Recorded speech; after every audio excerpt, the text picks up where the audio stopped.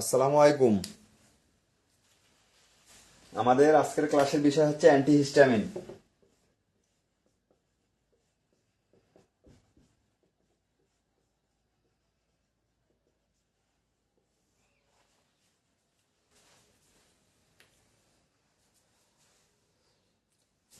এই অ্যান্টিহিস্টামিন নিয়ে আজকে আমরা আলোচনা করব। এটার নাম শুনেই আমরা বুঝতেছি যে অ্যান্টিহিস্টামিন, অর্থাৎ এই অ্যান্টিহিস্টামিন বা অ্যান্টিহিস্টামিনিক যেসব ওষুধ আছে এরা হিস্টামিনের বিপরীতে কাজ করে, অর্থাৎ অ্যাগেনস্ট হিস্টামিন।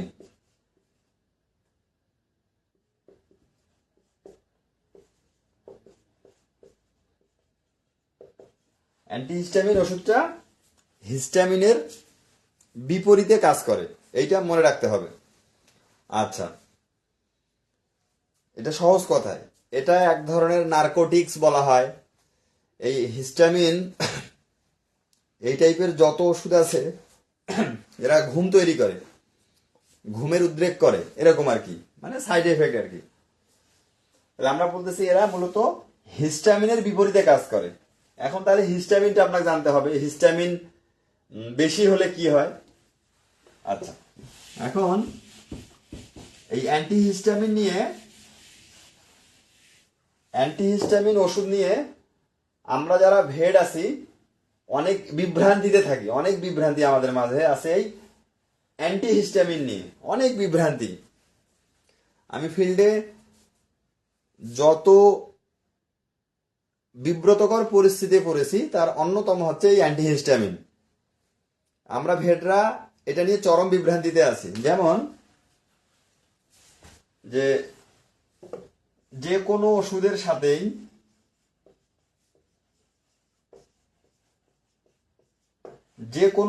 সাথেই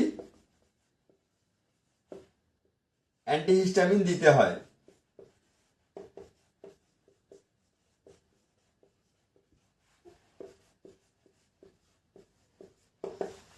এই একটা থিওরি ফিল্ডে প্রতিষ্ঠিত আছে যে আপনি যে কোনো ওষুধ দেন তার সাথে আপনাকে একটা অ্যান্টিহিস্টামিন দিতে হবে। এটা একটা থিওরি এবং এটা সবাই প্র্যাকটিস করে। আমি আমার প্র্যাকটিস লাইফে এটা কখনো এই থিওরিটা কাজে লাগাইনি। অর্থাৎ আমি বলতে চাচ্ছি যে কোনো ওষুধের সাথেই অ্যান্টিহিস্টামিন দিতে হয়, এটা সম্পূর্ণ একটা মানে ভুল, সম্পূর্ণটাই ভুল। যে কোনো ওষুধের সাথে যদি অ্যান্টিহিস্টামিন দিতে হয়, যারা এটা বিশ্বাস করে বা করবে তারা সম্পূর্ণটাই ভুল, টোটালি রং। অর্থাৎ আপনি অ্যান্টিহিস্টামিনের স্পেসিফিক ব্যবহার ছাড়া যে কোনো ওষুধের সাথেই যদি আপনি অ্যান্টিহিস্টামিন দেন তাহলে এটা এনিমেলের ওপর এক ধরনের টর্চার। এটা আপনি অ্যানিমেলকে আপনি টর্চার করতেছেন। মোট কথা দাঁড়াচ্ছে যে কোনো ওষুধের সাথে অ্যান্টিহিস্টামিন দেওয়া যাবে না, এটা টোটালি একটা ম্যাল প্র্যাকটিস।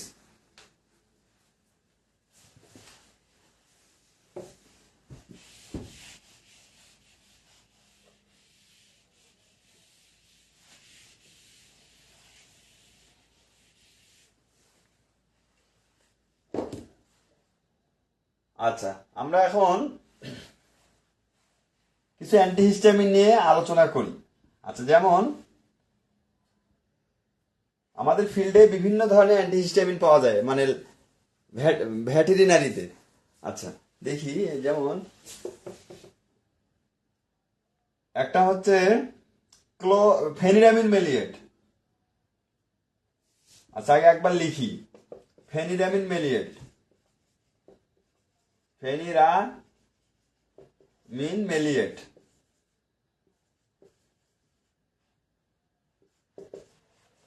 এটাকে আমরা সংক্ষেপে পিএম বলবো। এক নম্বরে হচ্ছে ফেনিরামিন মেলিয়েট, দুই নম্বরে ক্লোরফেনিরামিন মেলিয়েট, ক্লোরফেনিরামিন মেলিয়েট, তিন নম্বরে প্রমিথাজিন,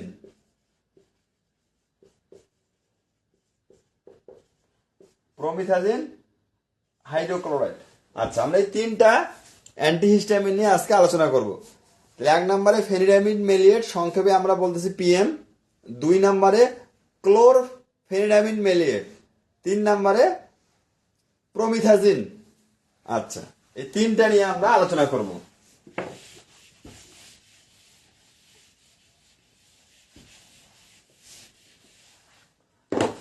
তাহলে ফেনিডামিন মেলিয়েট,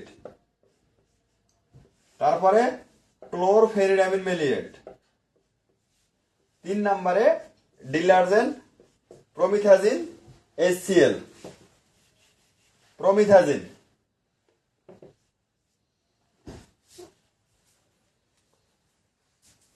আচ্ছা, আমার এখানে নেটওয়ার্ক স্লো দেখাচ্ছে। যদি কখনো কথা শুনতে সমস্যা হয় সঙ্গে সঙ্গে কমেন্ট করবেন।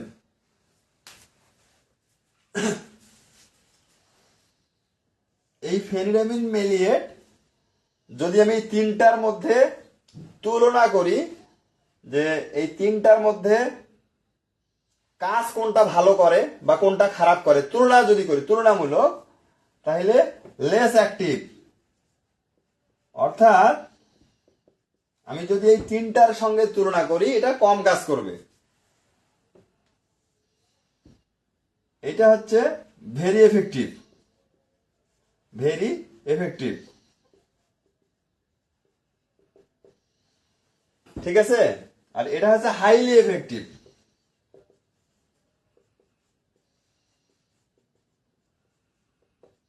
আচ্ছা,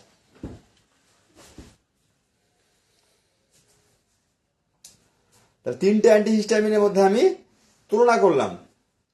তাহলে একটা লেস এফেক্টিভ, ক্লোরফেনিডামিন মেলিয়েটটা ভেরি এফেক্টিভ, আর প্রমিথাজিন যেটা ওটা হাইলি এফেক্টিভ। আচ্ছা, এখন বুঝার সুবিধার্থে আপনি এভাবেও মনে রাখতে পারেন যে ফেনিডামিন মেলিয়েটের থেকে ক্লোরফেনিডামিন মেলিয়েটটা ভালো কাজ করে, আবার তার থেকে ভালো কাজ করে এরকম প্রমিথাজিন। আপনি আপনি যেভাবেই বোঝেন বা মনে রাখেন, রাখলেই হবে। এটা যদি আমি কাজের তীব্রতাকে এইভাবে প্রেজেন্ট করলাম। আচ্ছা,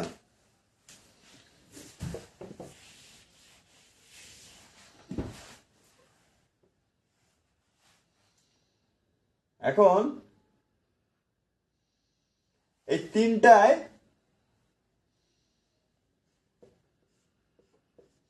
ইন্ট্রামাসকুলারলি দেওয়া যায়, এটা ফেনিডামিন মেলিয়েটটা ইন্ট্রাভেনাস দেওয়া যায়। ফেনিডামিন মেলিয়েট যেটা ওটা ইন্ট্রামাসকুলার এবং ইন্ট্রাভেনাস, যেটা ক্লোরফেনিডামিন মেলিয়েট এটাও ইন্ট্রামাসকুলারলি দেওয়া যাবে, ইন্ট্রাভেনাস দেওয়া যাবে। আর যেটা প্রমিথাজিন এটা শুধুমাত্র ইন্ট্রামাসকুলার। এটা আমরা রুট দেখলাম।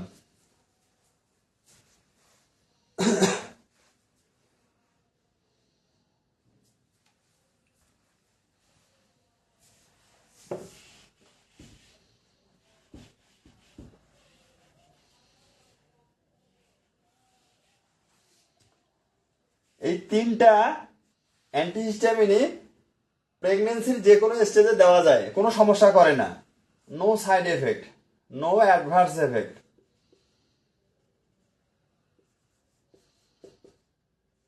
এফেক্ট ইন প্রেগনেন্সি, প্রেগনেন্সি আমি যে কোনো স্টেজে দিতে পারবো। অর্থাৎ এই তিনটে অ্যান্টিহিস্টামিনই যে কোনো অবস্থায় আমি দিতে পারবো, কোনো সমস্যা নাই।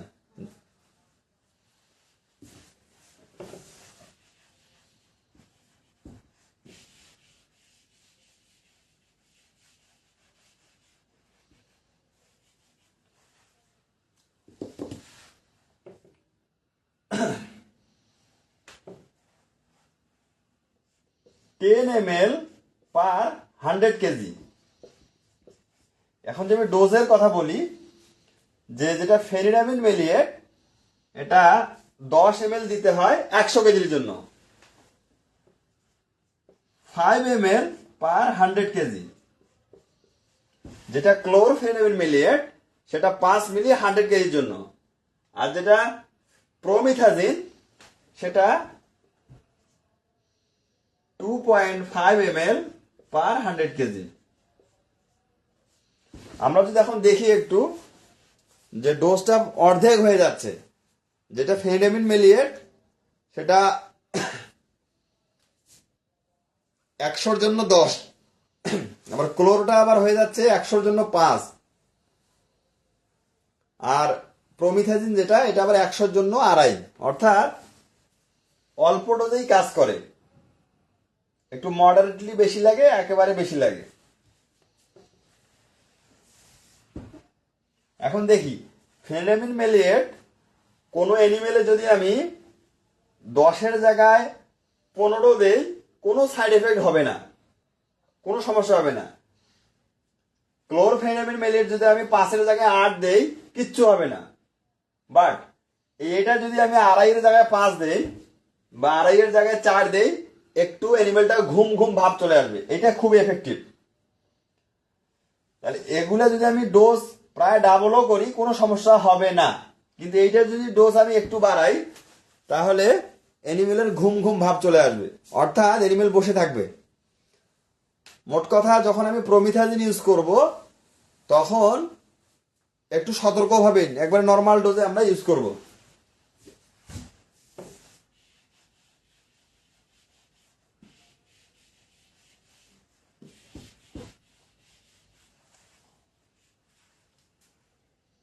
ইনজেকশন কিছু ট্রেড নেম দেখি, এটা সব ইনজেকশন। অ্যাস্ট্রাভেট, এটা হচ্ছে একমির ইনজেকশন। হিস্টাভেট, এটা স্কোয়ারের স্কোয়ার, সব কোম্পানিরই আছে এগুলো ওষুধ, সব কোম্পানির। নিরাভেট, এটা অপসনিনের।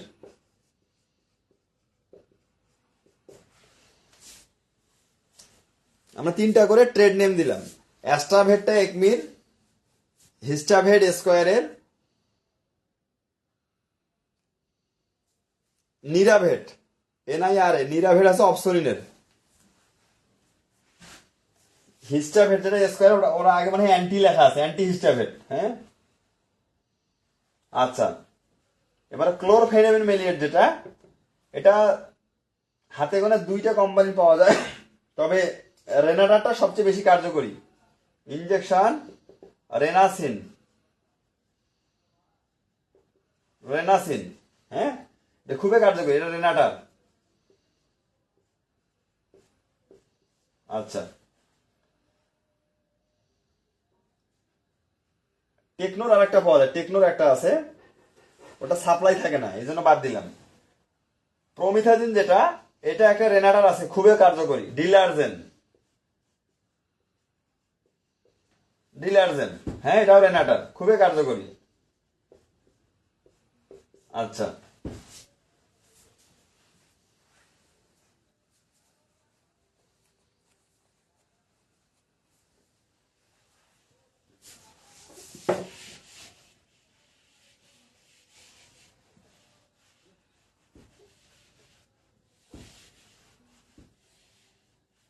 এবার যদি আমি প্যাক সাইজ বলি, এই প্যাক সাইজটা এই ফেনিডামিন মেলিয়েট যেটা, ওটা 10 ml হয়, 100 ml হয়।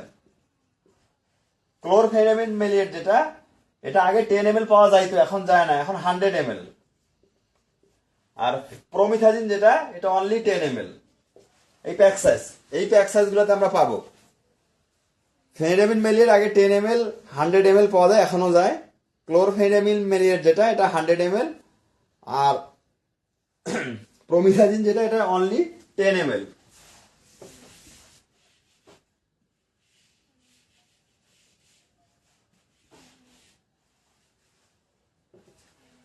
এখন আমরা ইউজ দেখব, ইন্ডিকেশনস।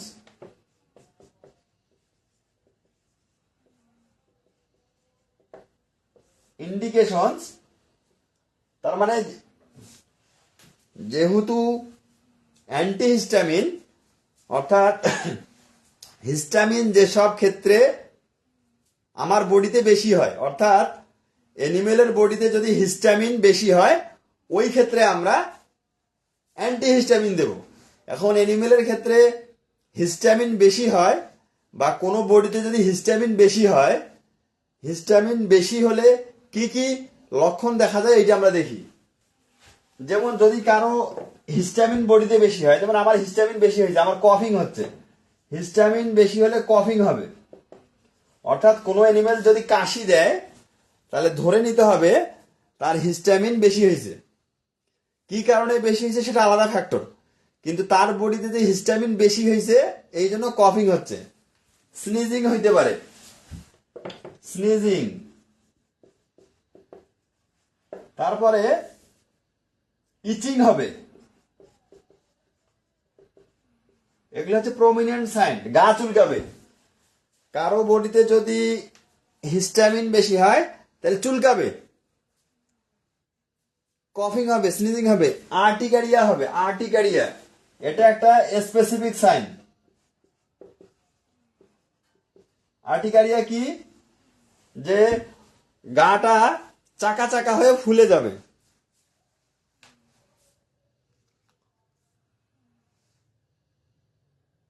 তারপরে ধরেন মৌমাছি কামড় দিছে, বাইটিং কেস যেগুলো আছে, যে মৌমাছি কামড় দেয় না, মৌমাছি কামড়াইলে হিস্টামিন দ্রুত বেড়ে যায়। মৌমাছির কামড়, মৌমাছি কামড়াইলে দ্রুত হিস্টামিন বডিতে বেড়ে যায়, ব্লাডে বেড়ে যায়। তাহলে কি আমরা আরেকবার বলি, কাশি হচ্ছে আমার, স্নিজিং হচ্ছে, গা ফুলে গেছে চাকা চাকা হয়ে, গা চুলকাচ্ছে, মৌমাছি কামড় দিছে, এই ধরনের ক্ষেত্রে ওই যে হিস্টামিন বেশি হয়। অনেক সময় যে এনিমেল কচু খেয়ে ফেলে, বিভিন্ন ধরনের ভুল করে কচু খায়, ওর গলা চুলকায়, অর্থাৎ চুলকানি যেটাকে আমরা বলছি, ইচিং, ওটাকে আমরা ইচিং বলতেছি। এই ধরনের কোনো লক্ষণ দেখা দিলে আমি শুধুমাত্র অ্যান্টিহিস্টামিন সাজেস্ট করব, ঠিক আছে? তাছাড়া এখন অপশন দুইটা দেখি আমরা। একটা অ্যানিমেলের গা চুলকাচ্ছে,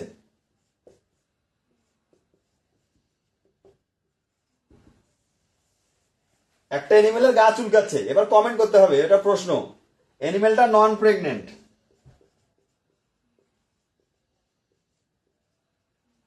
নন প্রেগনেন্ট, হ্যাঁ। এখন আপনাকে চুজ করতে হবে এই অ্যানিমেলটাতে আপনি স্টেরয়েড দিবেন না অ্যান্টিহিস্টামিন দিবেন। কমেন্ট করেন তো। যে একটা অ্যানিমেলের গা চুলকাচ্ছে, এখন অ্যানিমেলটা প্রেগনেন্ট না, এখন ওই অ্যানিমেলটাতে আমি কি সাজেস্ট করব, স্টেরয়েড না অ্যান্টিহিস্টামিন?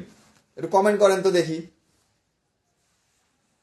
আগে প্রশ্ন বোঝেন যে অ্যানিমেলটার গা চুলকাচ্ছে, এখন ওই অ্যানিমেলটাতে আমি অ্যান্টিহিস্টামিন দেবো না স্টেরয়েড দেবো?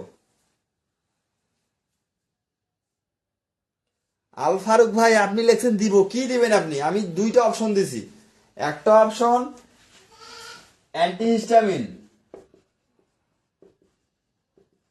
একটা অপশন অ্যান্টিহিস্টামিন আর একটা অপশন স্টেরয়েড।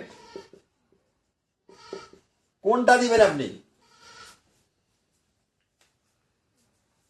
অ্যানিমেলটা নন প্রেগনেন্ট, দুই একজন কমেন্ট করেন। আল ফারুক ভাই আপনি স্টেরয়েড দিয়েছেন, হ্যাঁ। সাদ্দাম হোসেন ভাই আপনি অ্যান্টিহিস্টা দিছেন।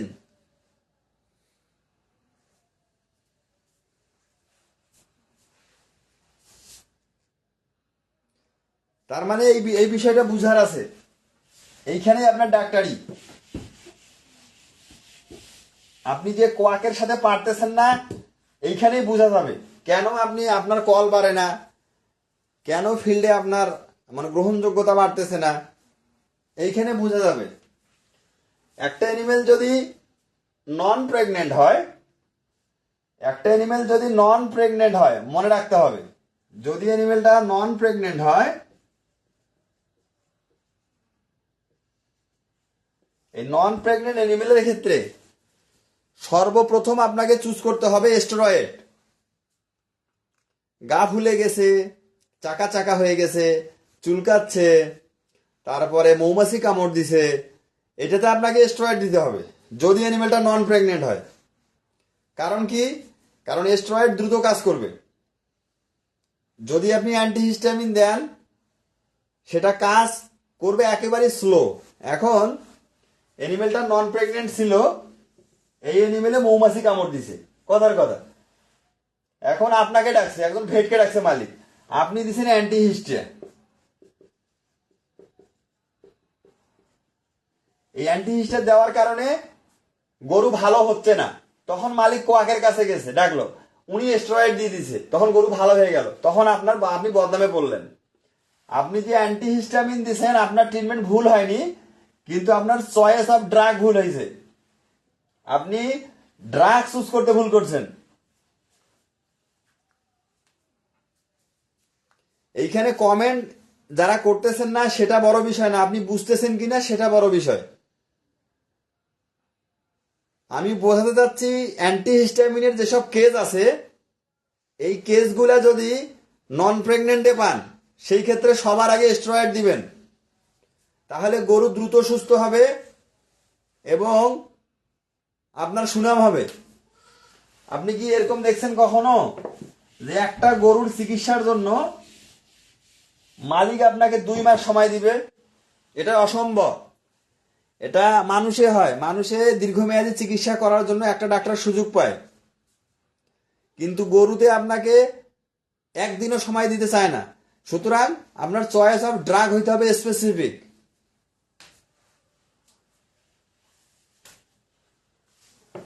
এখন অ্যানিমেল যদি প্রেগনেন্ট হয়, একটা অ্যানিমেল প্রেগনেন্ট, গা চুলকাচ্ছে, ভালো করে বোঝেন, গা চুলকাচ্ছে।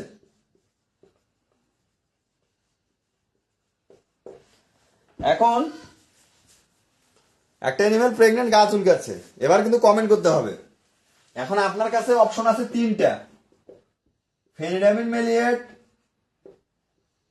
ক্লোরফেনিডামিন মেলিয়েট, প্রমিথাজিন এসিএল। এখন আপনি কোনটা দিবেন? একটু কমেন্ট করেন তো। যে একটা প্রেগনেন্ট অ্যানিমেলের গা চুলকাচ্ছে, এখন আমার কাছে এবার তো আমি স্টেরয়েড দিতে পারবো না, এখন আমাকে দিতে হবে অ্যান্টিহিস্টামিনের মধ্যে যে কোনো একটা। এখন আপনি কোনটা দিবেন?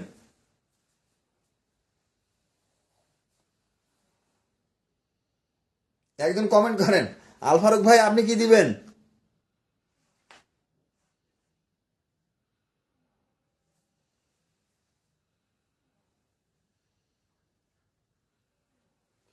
ক্লোরফেনিডামিন মেলিয়েট অবশ্যই, কারণ ক্লোরফেনিডামিন মেলিয়েট ভালো কাজ করে। হ্যাঁ, প্রমিথাজিনও দিতে পারেন, কিন্তু যে ভদ্রলোক ফেনিডামিন মেলিয়েট দিয়ে শুরু করবে ও ধরা খাবে। এইখানে ভাই ডাক্তারি, এখানে চয়েস অফ ড্রাগ আপনার কাজে লাগাইতে হবে। এখন আপনি চয়েস অফ ড্রাগ যদি না বোঝেন তাহলে আপনার রুগী বাড়বে না, মানে রুগী মানে ফিল্ড বাড়বে না, এই যে জনপ্রিয়তা বাড়বে না।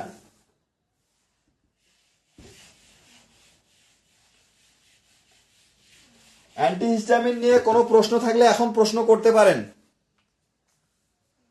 আমার ক্লাসের সময় শেষের দিকে। আচ্ছা, যেমন একটা অ্যান্টিবায়োটিক দিছেন, যে কোনো অ্যান্টিবায়োটিক হতে পারে, অ্যান্টিবায়োটিকের সাথে অ্যান্টিহিস্টামিন দিতে হবে এটার কোনো ভিত্তি নাই। এগুলা সম্পূর্ণ ভুয়া কথা। যে কোনো ওষুধ হইতে পারে, তার সাথে অ্যান্টিহিস্টামিন দিতে হবে, এটা সম্পূর্ণ ভিত্তিহীন কথা।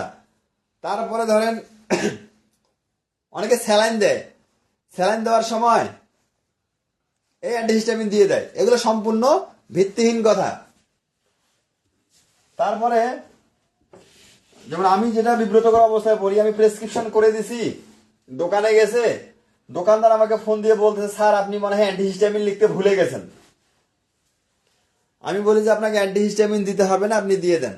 এটার কারণ হচ্ছে ওই দোকানদার এতদিন, যতদিন ধরে দোকান করতেছে, যত রেজিস্টার্ড চিকিৎসকের সাথে, যত রেজিস্টার্ড চিকিৎসকের প্রেসক্রিপশন উনি সার্ভ করছে, সবাই এইটা লিখে আসছে। এখন আমি যখন লিখতেছি না, তখন এরা মনে করতেছে যে হয়তো আমি জানি না বিষয়টা, বা হয়তো ভুলে গেছি, এরকম তারা আমাকে স্মরণ করিয়ে দেয়। বিষয়টা এরকম না। যে কোনো ওষুধের সাথেই অ্যান্টিহিস্টামিন দিতে হবে, এটা সম্পূর্ণ একটা ভিত্তিহীন কথা। অ্যান্টিহিস্টামিন রিলেটেড যে কোনো প্রশ্ন করতে পারেন। আমার ক্লাসের সময় শেষ। এখন একটা মজার information, atropine sulphate, atropine sulphate এবং অ্যান্টিহিস্টামিন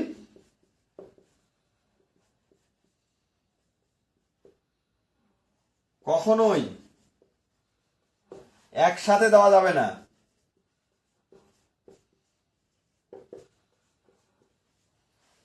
অ্যাট্রোপিন সালফেট এবং অ্যান্টিহিস্টামিন কখনোই একসাথে দেওয়া যাবে না, এটা মনে রাখতে হবে। এই দুইটা যদি কখনো একসাথে দেন তাহলে অ্যানিমেলের টক্সিসিটি হবে, সিভিয়ার টক্সিসিটি হয়ে যাবে, এটা মনে রাখতে হবে। অর্থাৎ অ্যাট্রোপিন সালফেটের সাথে অ্যান্টিহিস্টামিন কখনোই আমরা একসাথে দেব না, দিলে টক্সিসিটি হবে। এখন বিষয়টা যদি এরকম হয় যে আমি দেইনি, আপনি দেন নাই, কিন্তু আপনি এমন একটা কেস পাইছেন যে কেসে কোয়াক বা নন ভেট দিয়ে দিছে এবং অ্যানিমেলের টক্সিসিটি হয়ে গেছে, তখন করণীয় কি? তখন করণীয় হচ্ছে ওই অ্যানিমেলে প্রচুর পরিমাণে ফ্লুইড থেরাপি দিতে হবে, প্রচুর পরিমাণে। সেটা হইতে পারে হার্ডম্যান সলিউশন, হইতে পারে নরমাল স্যালাইন। হার্ডম্যান সলিউশন দিয়েও আপনি টক্সিসিটি নিউট্রালাইজ করতে পারেন, অথবা আপনি নরমাল স্যালাইন দিয়েও করতে পারেন। 2 থেকে 3 লিটার দিলেন। অর্থাৎ যদি টক্সিসিটি হয়ে যায় তাহলে আপনাকে দ্রুত নরমাল স্যালাইন অথবা হার্ডম্যান সলিউশন দিয়ে টক্সিসিটি নিউট্রাল করতে হবে। অ্যাট্রোপিন সালফেট এবং অ্যান্টিহিস্টামিন একই সাথে দিলে এই ধরনের ঘটনা হয়। ফিল্ড কমন, কারণ ওই যে কোয়াকরা জানে না অ্যাট্রোপিন সালফেট দিছে ঠিক আছে, কিন্তু তার সঙ্গে একটা অ্যান্টিহিস্টামিন দিতে হয়। তারা মনে করে যে কোনো ওষুধ দিলেই তার সাথে অ্যান্টিহিস্টামিন দিতে হয়। এটা আমরা মনে রাখবো যে অ্যাট্রোপিন সালফেট এবং অ্যান্টিহিস্টামিন কখনোই আমরা একসাথে দেব না, এরা হচ্ছে পরস্পর অ্যান্টাগনিস্টিক।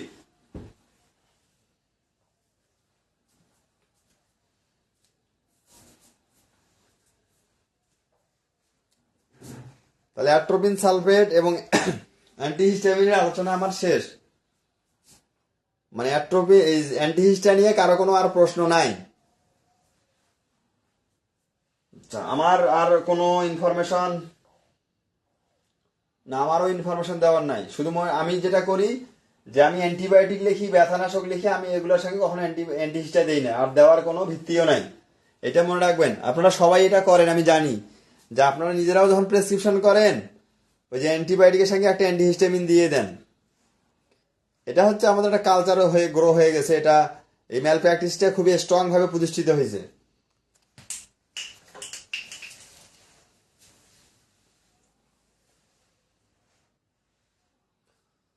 তো ঠিক আছে, ধন্যবাদ সবাইকে।